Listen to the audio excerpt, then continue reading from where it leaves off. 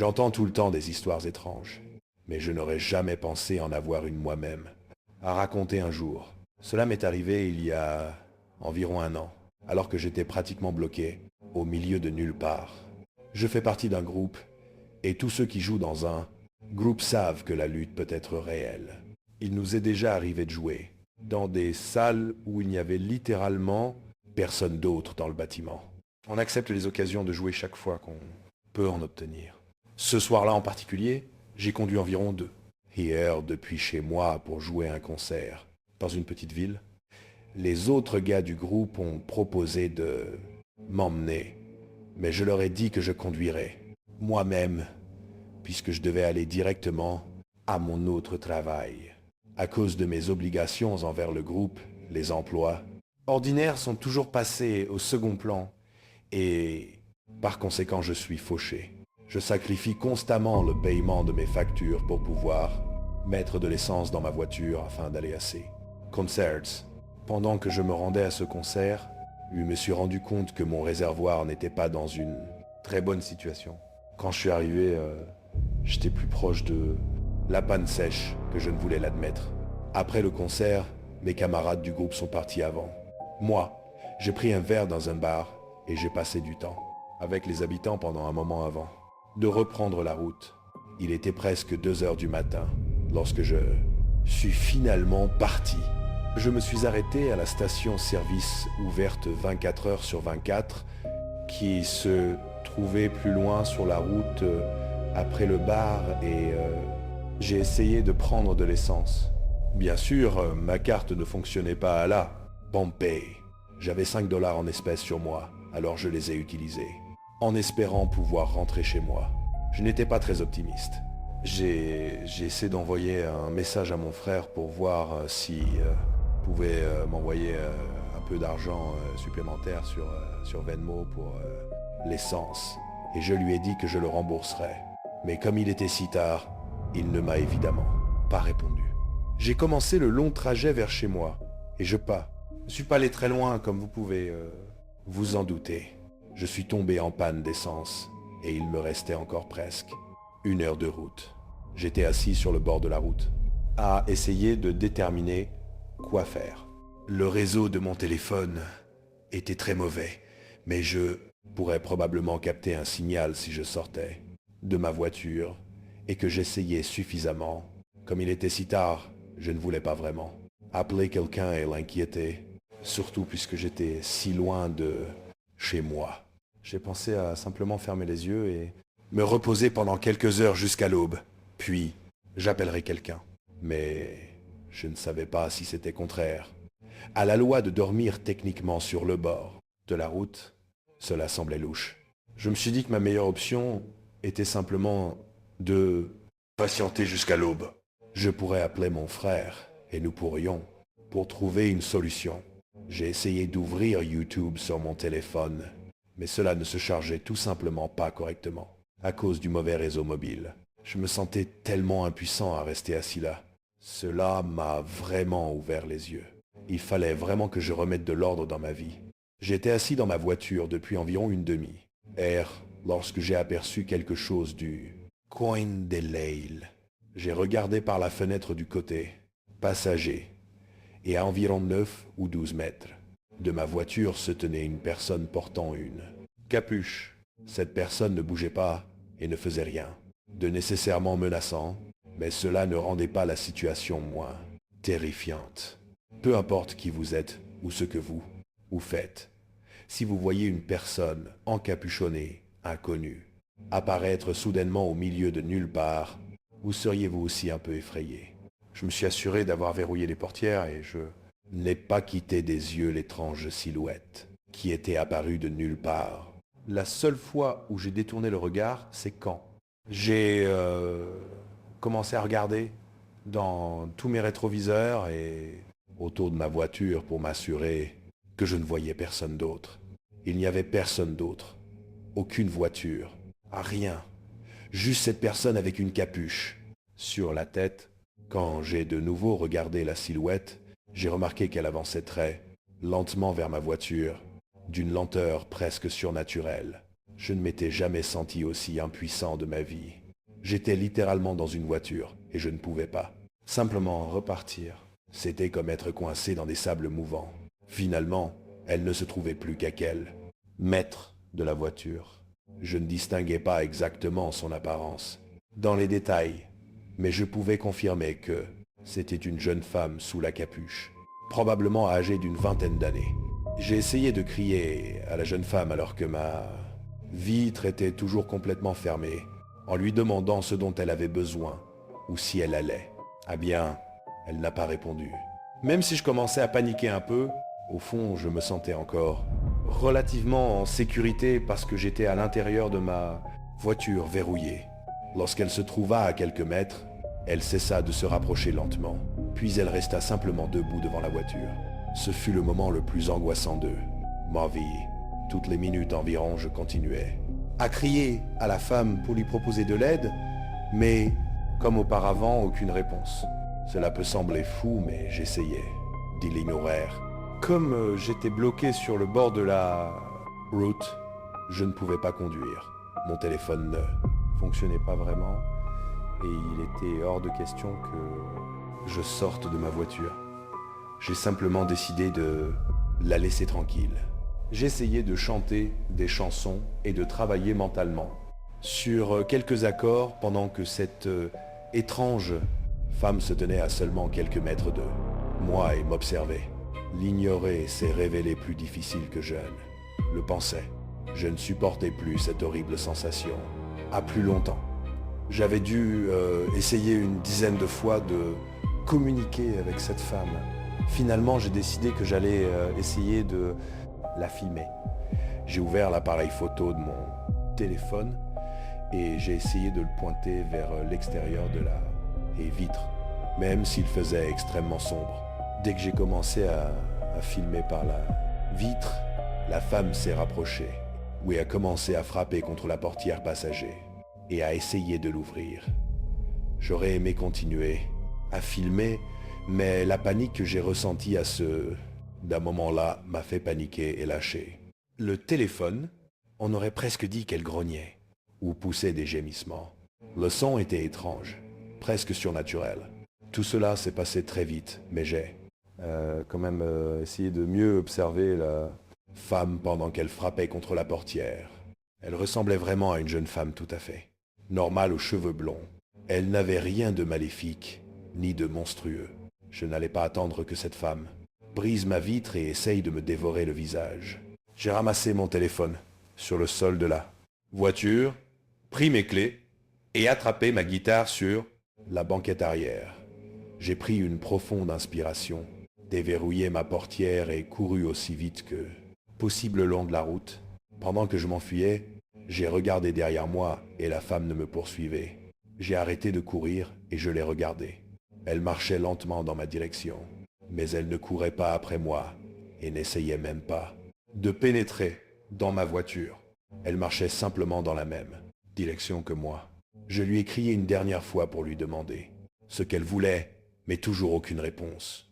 Elle continua simplement à marcher dans ma direction. Pour moi, c'était clairement hors de question.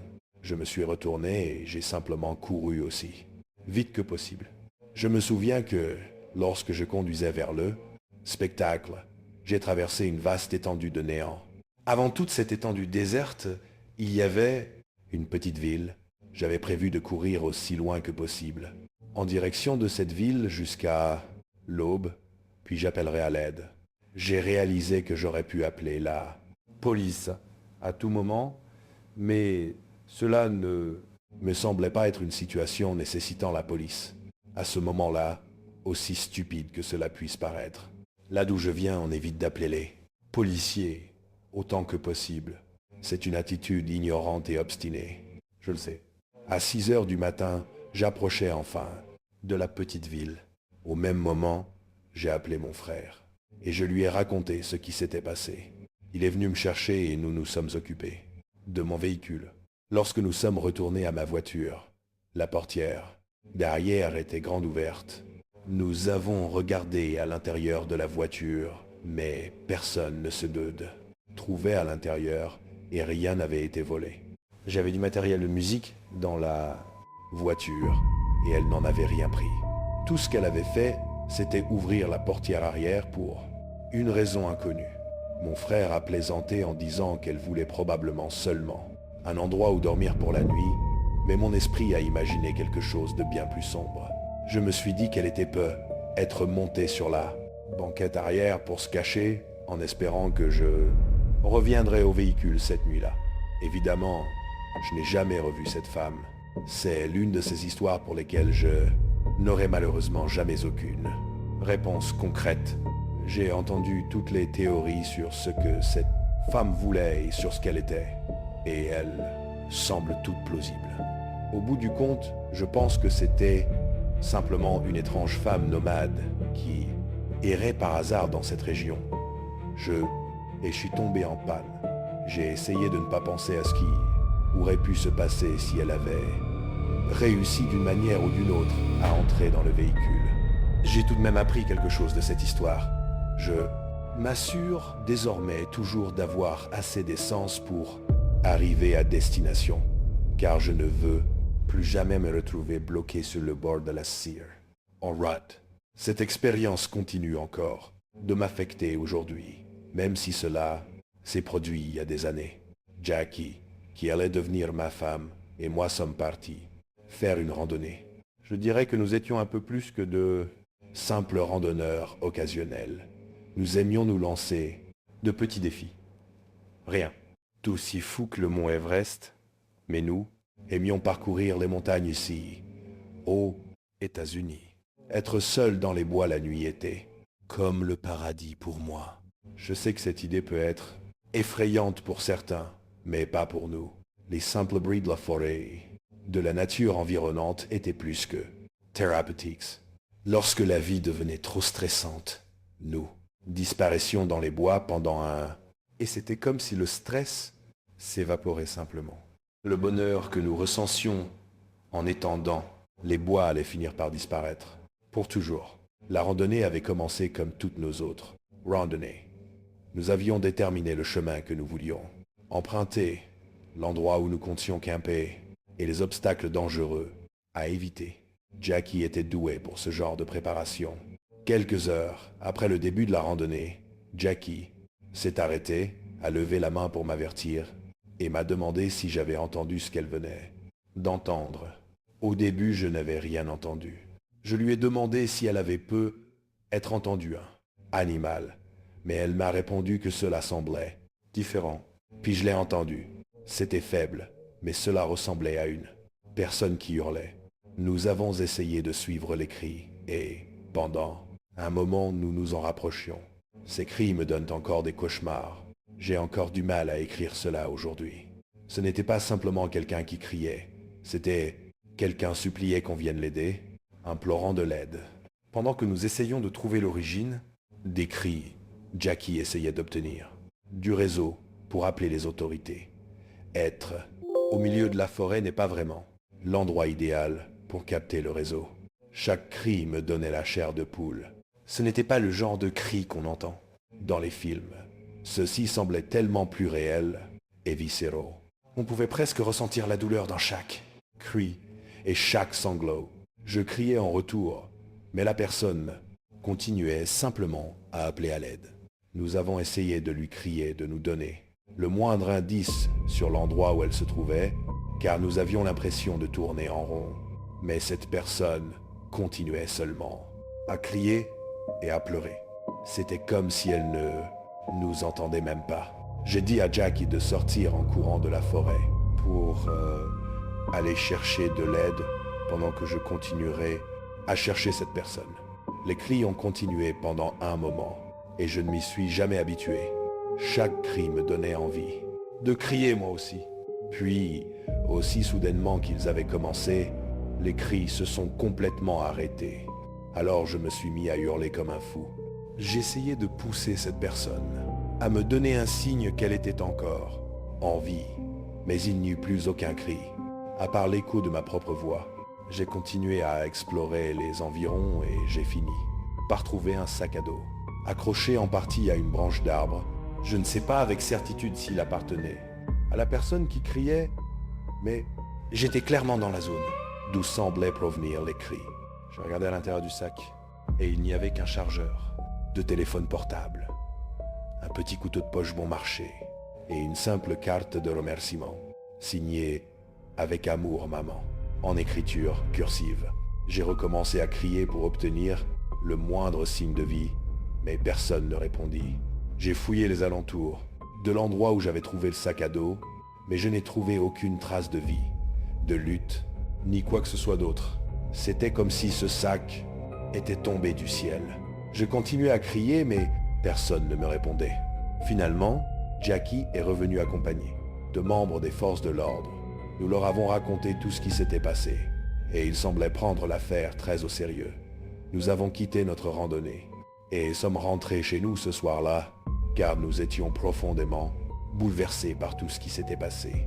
Le pire dans toute cette histoire, c'est qu'elle n'a jamais eu de suite. La personne qui criait n'a jamais été identifiée. Aucune nouvelle disparition n'a été signalée dans la région. Ils ont même essayé de comparer cette écriture avec celle des mères. D'autres personnes disparues, mais aucune correspondance n'a été trouvée.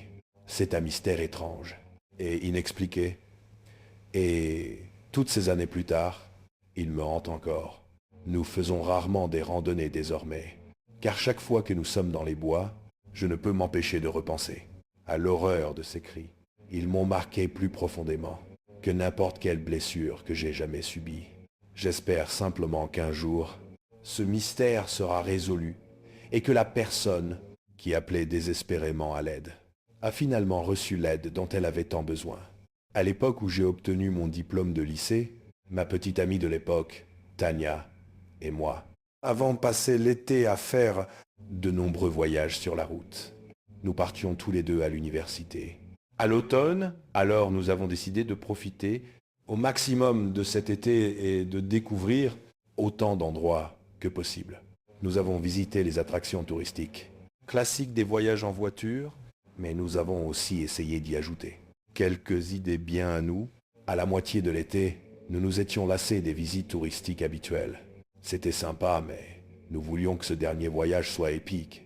C'était sympa, mais nous voulions que ce dernier voyage soit épique. Tania a commencé à chercher des endroits réputés hantés, puisque nous étions tous les deux de grands fans d'horreur. Réputés hantés, puisque nous étions tous les deux de grands fans d'horreur. Elle a consulté des lieux, proposant des visites, ainsi que des endroits qui étaient techniquement des propriétés privées. Nous n'avons vu aucun fantôme, mais c'était génial de visiter tous ces endroits. Si vous croyez à ce genre de choses, je vous recommande de visiter quelques lieux prétendument hantés. C'est peu être psychologique, mais on ressent quelque chose de particulier dans ces endroits. Du moins, c'est ce que nous avons ressenti.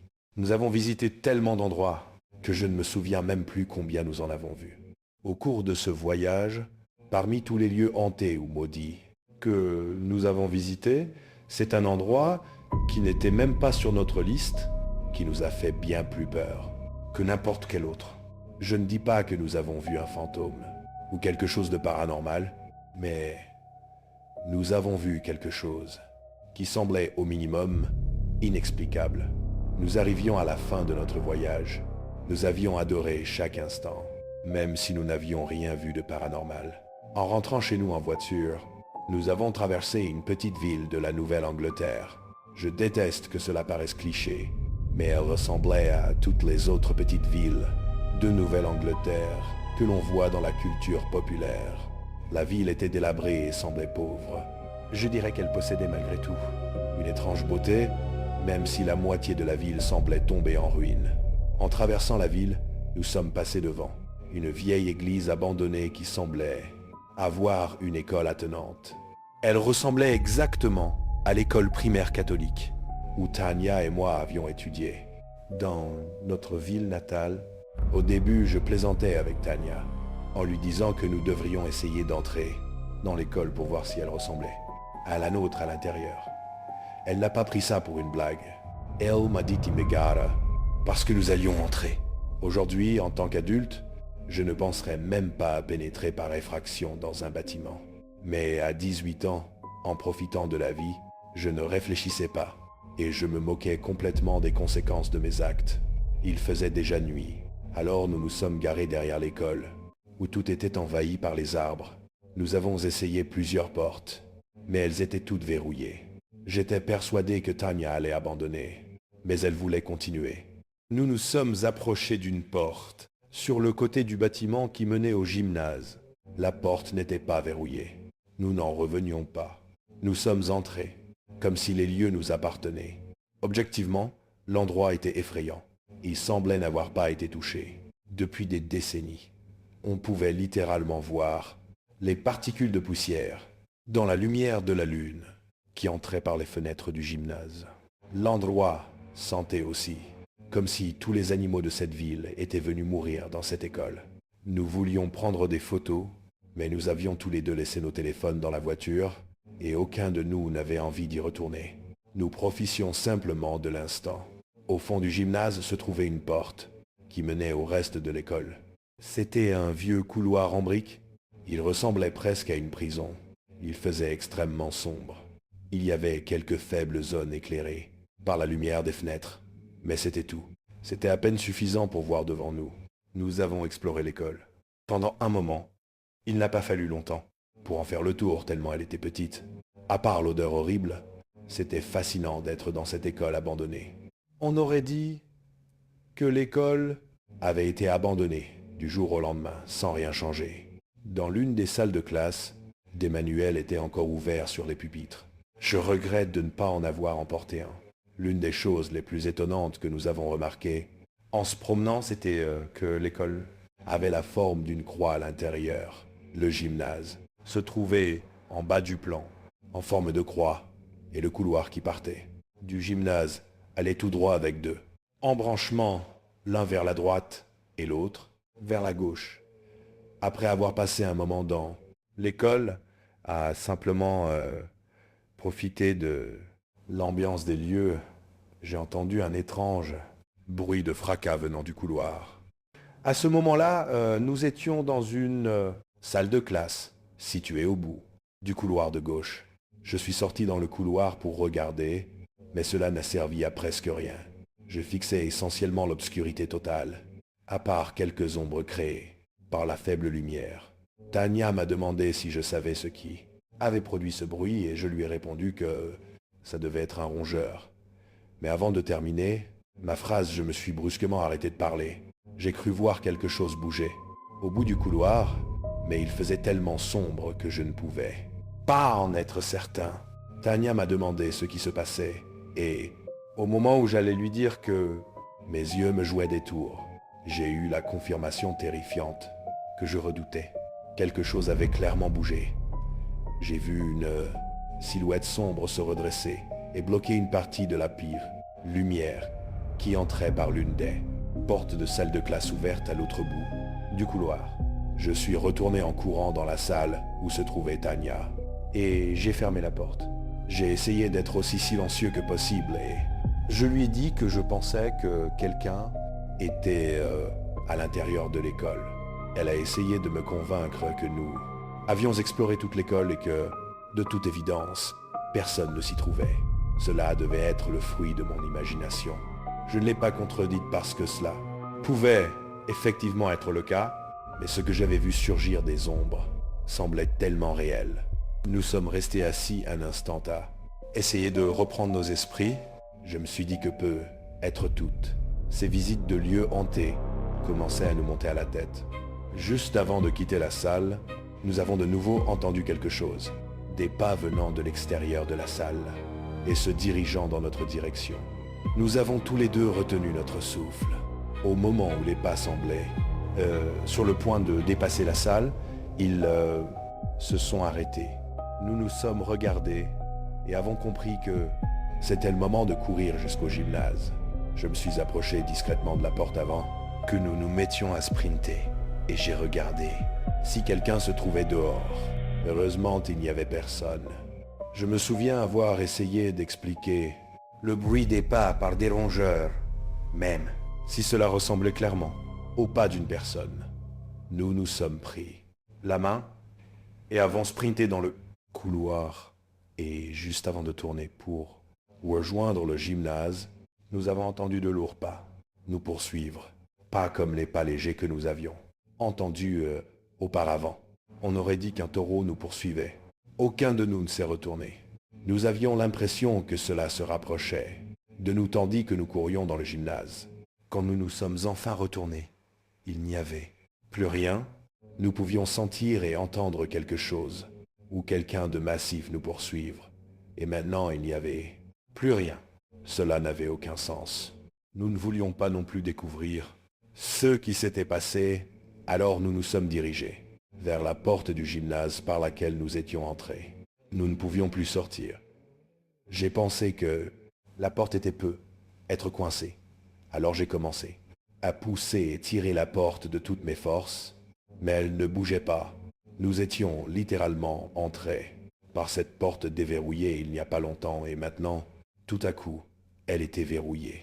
Rien de tout cela n'avait le moindre sens. Comme ce qui nous poursuivait ne nous poursuivait plus. Pour une raison quelconque, nous avons essayé de réfléchir à une solution logique. Nous étions à moitié bloqués dans cette vieille école, mais ce n'était pas une forteresse. Même si toutes les portes donnant sur l'extérieur étaient verrouillées, nous pouvions facilement casser une fenêtre et sortir si nécessaire. Nous avons essayé plusieurs fois d'ouvrir la porte du gymnase et comme ça ne marchait pas, nous avons décidé de courir jusqu'à la première salle de classe que nous pouvions atteindre et de sauter par la fenêtre. Nous avons traversé le gymnase en courant et sommes arrivés dans le couloir. Après avoir parcouru environ 9 mètres jusqu'à la première salle de classe à gauche, nous avons entendu ceux qui nous poursuivaient recommencer à nous suivre. J'ai essayé de regarder, mais je n'ai rien vu. Je l'entendais seulement. Ceux qui nous poursuivaient s'est arrêté brusquement. J'ai regardé à travers la vitre de la porte de la salle de classe et je n'ai toujours rien vu à part une grande ombre projetée sur le mur en face. Dans le couloir, l'ombre semblait presque se balancer d'avant en arrière, mais sans faire quoi que ce soit. Des Hassan. Tania n'arrivait pas à ouvrir la fenêtre, alors elle l'a brisée avec une chaise de bureau. Le bruit du verre qui se brisait a fait disparaître l'ombre vacillante que j'observais dans l'obscurité. Je n'ai pas regardé où elle était allée. Je voulais juste sortir de là. Nous avons fait attention à ne pas nous couper avec les morceaux de verre. Et nous sommes sortis. Nous étions presque du côté où nous avions garé notre voiture. Alors nous avons couru discrètement jusqu'à elle. Nous n'avons rien entendu, ni vu pendant cette dernière course. Nous sommes passés devant la porte du gymnase. En allant vers la voiture, et je ne sais pas pourquoi, mais j'ai décidé de vérifier si elle s'ouvrait toujours de l'extérieur, comme elle l'avait fait plus tôt pour nous. Et je n'en croyais pas mes yeux. Elle était verrouillée. Je ne pouvais pas l'expliquer. Nous sommes montés dans la voiture et sommes partis. Évidemment, nous n'avons rien signalé, parce que si quelqu'un avait enfreint la loi, c'était nous. Et nous ne voulions pas avoir des ennuis juste avant de commencer l'université. Nous avons cessé de sortir ensemble une fois l'université commencée, mais nous sommes restés amis. Nous le sommes encore aujourd'hui, et chaque fois que nous nous revoyons, nous reparlons souvent de cette aventure. Nous racontons encore cette histoire, chaque fois que nous avons l'occasion de la partager avec quelqu'un de nouveau. Je suis certain qu'il existe une explication rationnelle à ce qui s'est passé, mais le fait d'être resté piégé dans cette école et d'avoir vu et entendu ce que nous avons vécu me laisse encore perplexe. L'explication la plus simple serait que quelqu'un vivait dans cette vieille école, mais cela ne me convainc pas vraiment. Certaines personnes penseront peut-être que cette histoire est exagérée, et vous avez tout à fait le droit de le croire. Je fais partie de ces gens qui détestent les bois, le camping et pratiquement toutes les activités de plein air. Alors naturellement, mes amis ont organisé cette réunion autour d'un camping dans les bois. Quelle chance! J'avais voté contre, mais j'ai été mis en minorité. J'aurais pu ne pas y aller, mais je vis maintenant à l'autre bout du pays, et mes anciens amis me manquaient. J'ai donc mis de côté ma haine du plein air pour passer quelques nuits avec mes plus vieux et plus proches amis. Le premier jour dans les bois, nous avons commencé à marcher dès le matin. L'une des mes amis du voyage, Derek, a toujours été le pire. Je le dis avec toute l'affection possible. C'est le genre de gars qui adore dépasser les limites. J'ai été stupide de croire que ce voyage serait différent. Nous avons quitté le sentier un peu, malgré toutes mes protestations, selon Derek et quelques-uns de mes autres amis présents. Beaucoup de gens quittent les sentiers parce qu'apparemment il y a des grottes partout dans cette immense forêt. Mes amis voulaient trouver ces grottes parce qu'ils disaient que ce serait génial. Moi j'étais loin d'être ravi, alors que nous étions déjà très loin du sentier principal. Derek a décidé de m'informer qu'une grande partie de cette forêt était une propriété privée. J'étais furieux.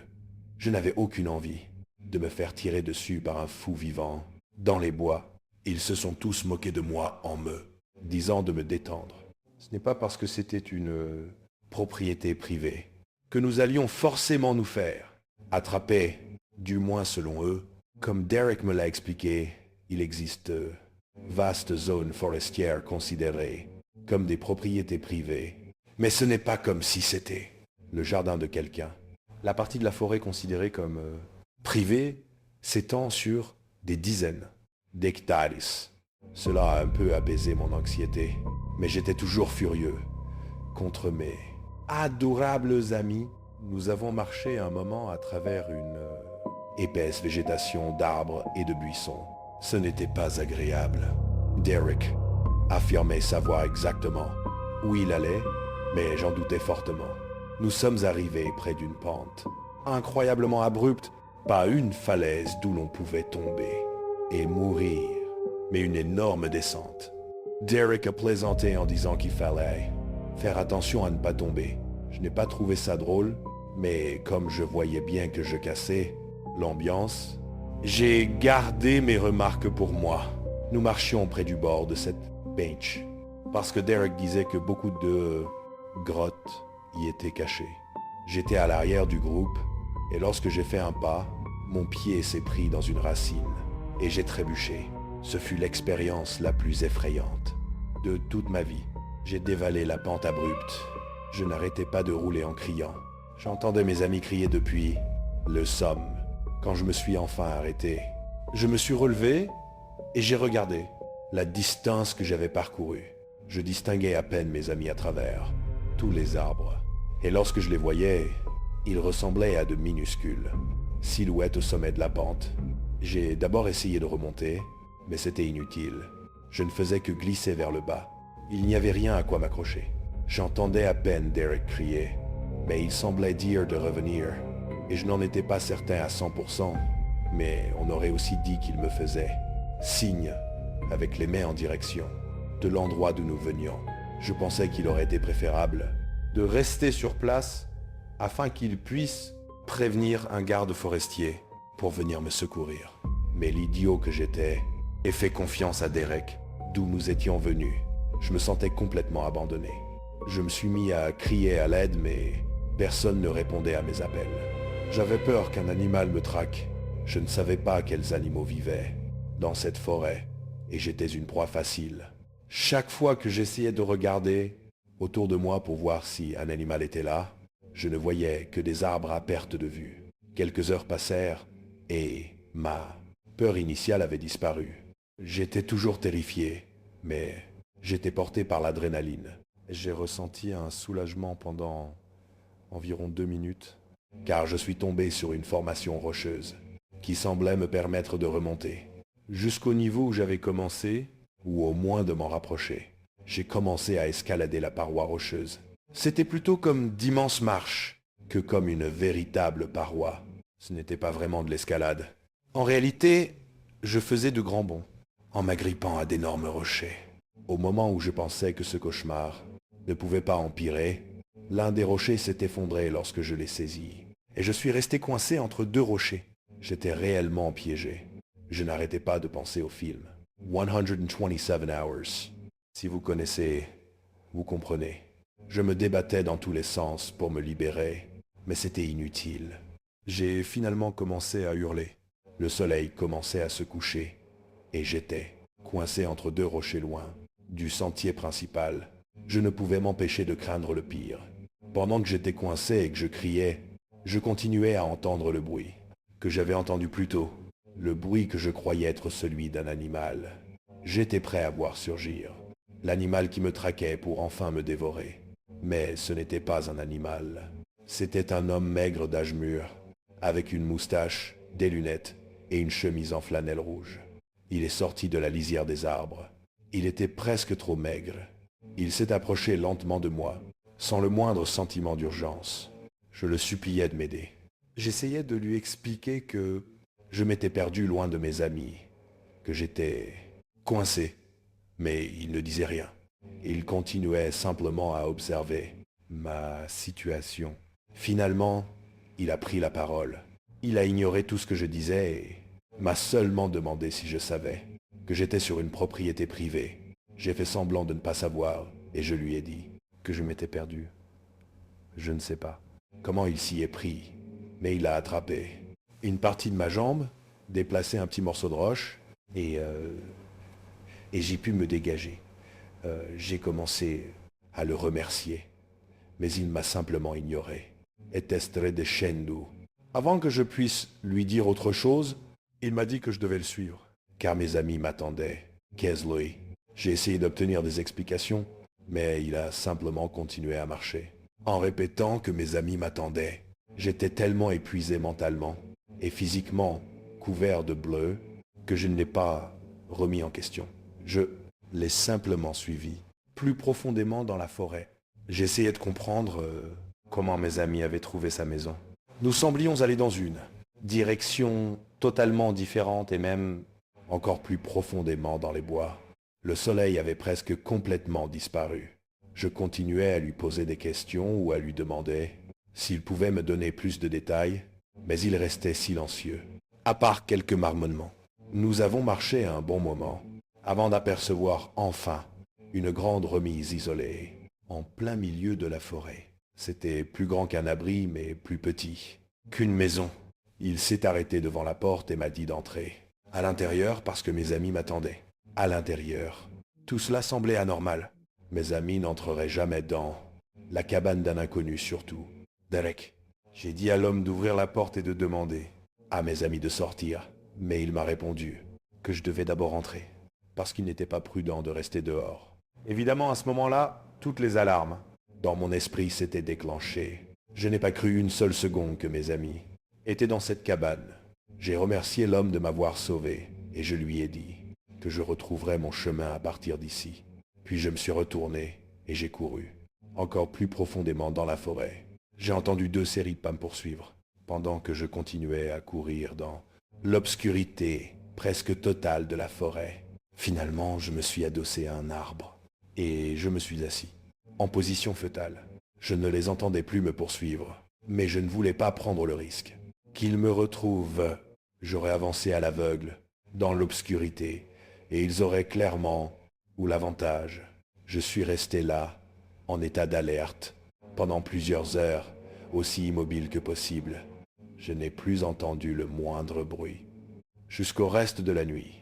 Quand le soleil a commencé à se lever et que j'ai enfin pu voir, je me suis mis à courir. Je me considère comme la personne la plus chanceuse au monde, parce qu'après quelques heures de course, je suis enfin sorti de la forêt et j'ai atteint une route. C'était l'une des routes que nous avions empruntées pour venir jusqu'au parc. J'ai fait signe à une voiture qui passait et ses occupants ont appelé les autorités pour moi. Mes amis étaient déjà avec un garde forestier en train de me chercher. Lorsque nous nous sommes retrouvés, j'ai parlé au garde des 2 hommes et de la grande cabane, dans la forêt, et il m'a dit qu'il allait enquêter, mais honnêtement, je ne sais pas s'il l'a fait. Je voulais simplement remonter dans ma voiture et rentrer chez moi. Ils m'ont demandé si je pouvais leur indiquer comment retourner à la cabane, et je n'en étais pas capable. Je ne pouvais même pas leur dire si j'avais couru en ligne droite pour retrouver la route. J'étais complètement perdu et désorienté. Retrouver mon chemin relevait d'un véritable miracle. Si je n'aimais déjà pas vraiment la nature avant, après cette longue série de cauchemars, c'en était fini pour toujours. On ne connaît la véritable peur que lorsqu'on est coincé dans une forêt sans le moindre espoir apparent. d'en sortir un jour.